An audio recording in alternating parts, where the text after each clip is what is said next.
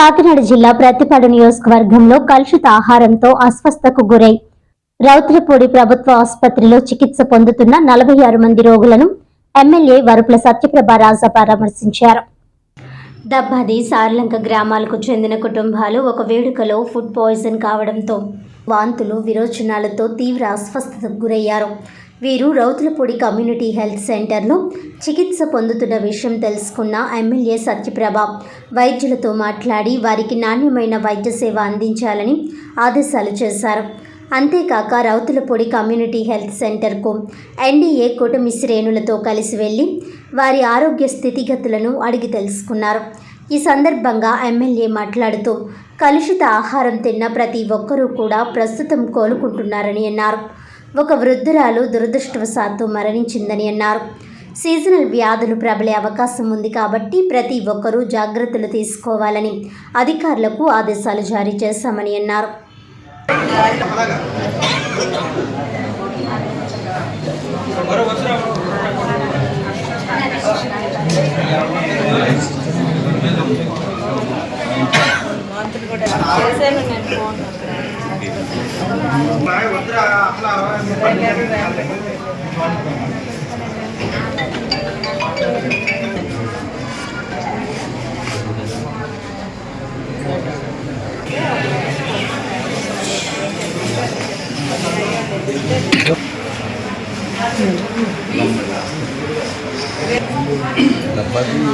దబ్బాది సచివాలయం గుడికి వెళ్ళారండి. కడుపు నొప్పి అంటున్నారు.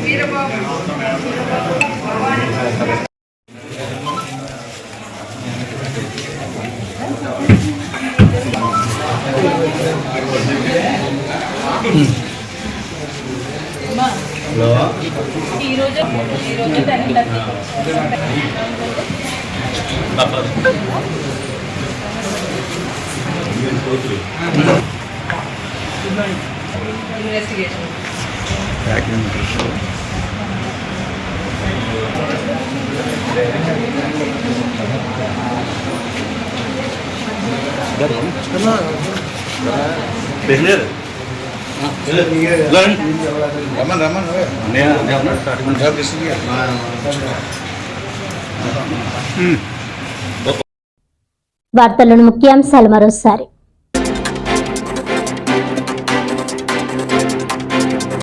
ఆంధ్రప్రదేశ్ మున్సిపల్ వర్కర్స్ యూనియన్ ఆధ్వర్యంలో కాకినాడ మున్సిపల్ కార్యాలయం వద్ద పారిశుధ్య కార్మికుల ధర్నా. పర్మనెంట్ అయినా చేయండి, ప్రభుత్వ సంక్షేమ పథకాలైనా అమలు చేయండి అని డిమాండ్.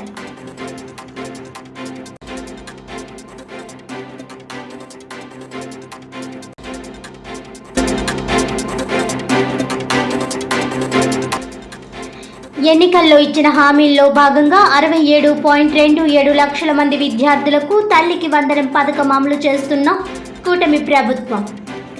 వాస్తవాలు తెలుసుకోకుండా లోకేష్పై తప్పుడు ప్రచారం చేయడం మానుకోవాలన్న కాకినాడ జిల్లా టీడీపీ అధ్యక్షుడు జ్యోతుల నవీన్.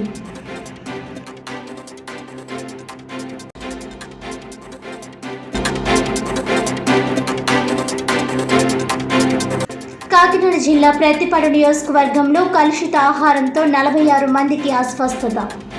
రౌతులపూడి ప్రభుత్వ ఆసుపత్రిలో చికిత్స పొందుతున్న రోగులను పరామర్శించిన ఎమ్మెల్యే వరుపుల సత్యప్రభ రాజా.